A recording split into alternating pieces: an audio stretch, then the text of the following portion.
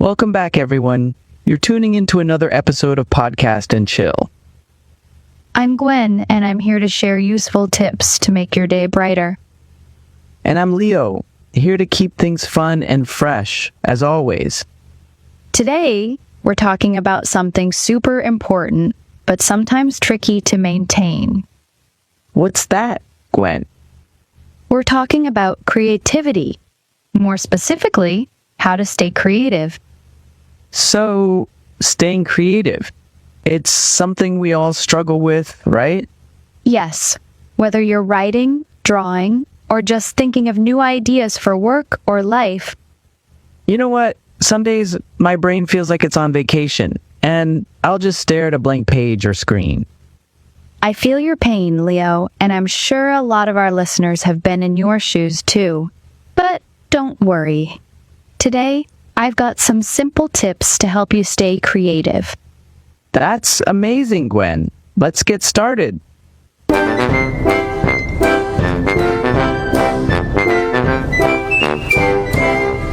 So, where do we start on our journey to being more creative? Well, there are many ways. But I think we should start with our workspace. Can you explain a bit more? Oh, sure, Leo. Your workspace can help you be creative or make it hard to focus. So, what makes a workspace creative? Great question. It's mostly about how you set it up. For example, lighting is really important. Natural light is the best. It helps you stay awake and inspired.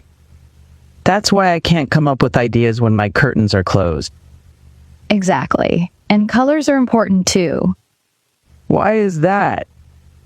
Colors can affect how we feel. Bright colors like yellow or orange can make you feel more energetic. On the other hand, blue or green can help you feel calm. So, what colors should I use if I want to be more creative? I suggest using colors that match how you want to feel or what you're working on. That's great. I also think a clean space is important. When my desk is messy, I can't focus.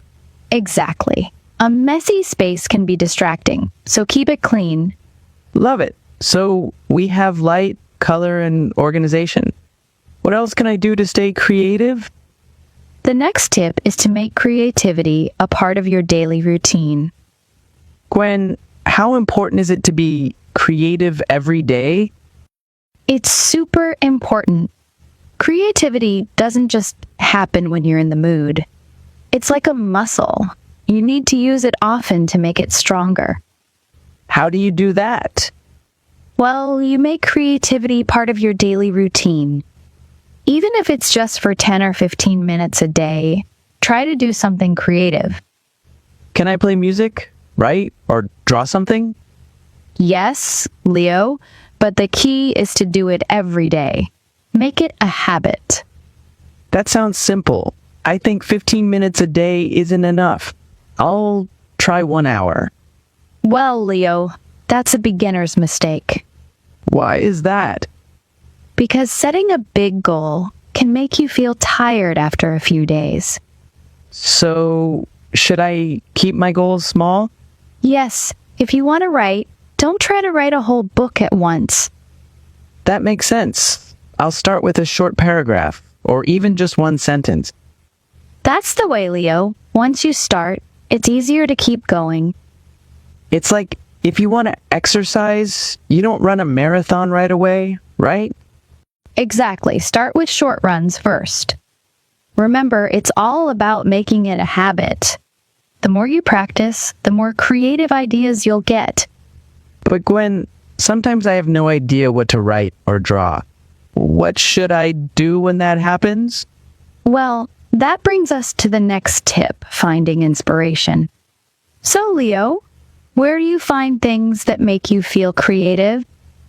When I'm stuck, I try watching a new movie or reading a book. I agree. You can also listen to different types of music. Different kinds of music can give you new thoughts and ideas. I also look at other people's art for inspiration. Visiting an art gallery or just taking a walk outside helps clear my mind. I love that idea. How about you, Gwen? What works for you? I get my best ideas when I'm outside. It's like my mind feels free and refreshed. That's a great way to find inspiration. I'll try it sometime.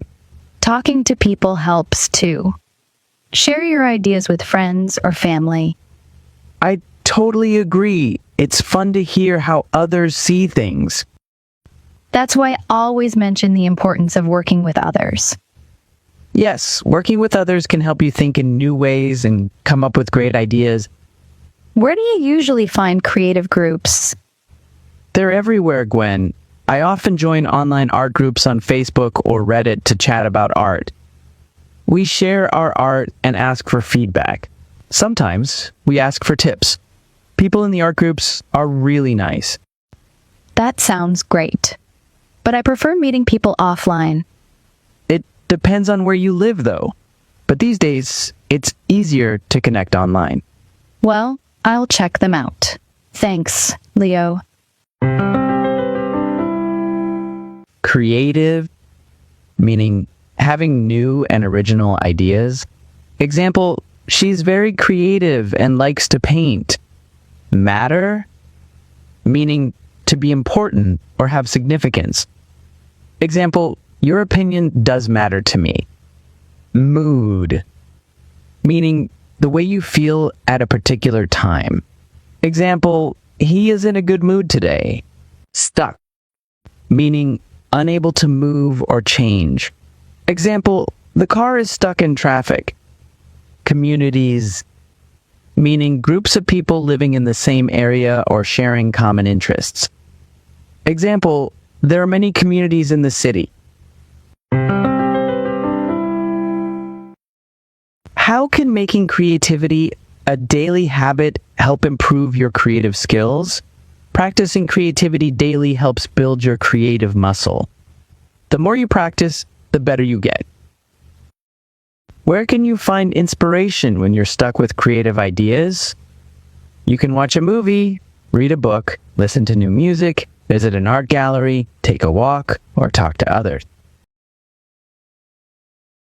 So, Leo, have you ever received bad feedback on your art? Of course, failure is a big part of being creative. It's not the end. It's a chance to learn. Is failure really a part of being creative? I think it's a part of everything, especially when you try something new. But hey, that's totally fine. A lot of people are scared of failing. I bet our audience would love to know why it's okay to fail. Well, failing isn't bad. It can actually be good. When you fail, you learn what doesn't work.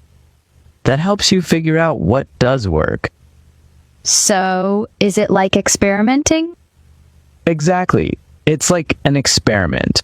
You try, you learn, and then you do better next time. That's a good way to look at it. Yes, Gwen. So, my friends, don't be afraid to fail. It's just part of the process. Learn from it and keep going. Remember, folks, Leonardo da Vinci didn't draw the perfect egg the first time. Embrace those failures and see them as chances to grow and learn. Well, I'd feel upset if I kept failing again and again. How do you keep going when you feel like giving up? That's a good question. Sometimes you just need to take a break. This is so important. When I'm tired, it's hard to think clearly. Sometimes you need to step away from your work to recharge. Totally. If you work too much without breaks, you can get tired and lose your creativity. And don't forget about rest. Make sure you're getting enough sleep at night. It's just as important as working hard. And sometimes a change of scenery can help. Go outside, find a peaceful place, and take a rest. Now that you mentioned changing places, there's another thing you can change to help you be more creative. What's that, Gwen? Your creative mediums? Do you mean I should change the way I create art? Well, close, Leo. It's more about trying out different mediums. For example, if you usually write, why not try drawing or painting? I love drawing and painting too, but I wonder how they can help me with writing. You could try drawing your characters or story scenes. To be honest, I'm not a great artist. You don't have to be a good artist. Just drawing can help you think about your ideas in a new way. That sounds like a great way to get fresh ideas. Definitely. Each new medium teaches you something different.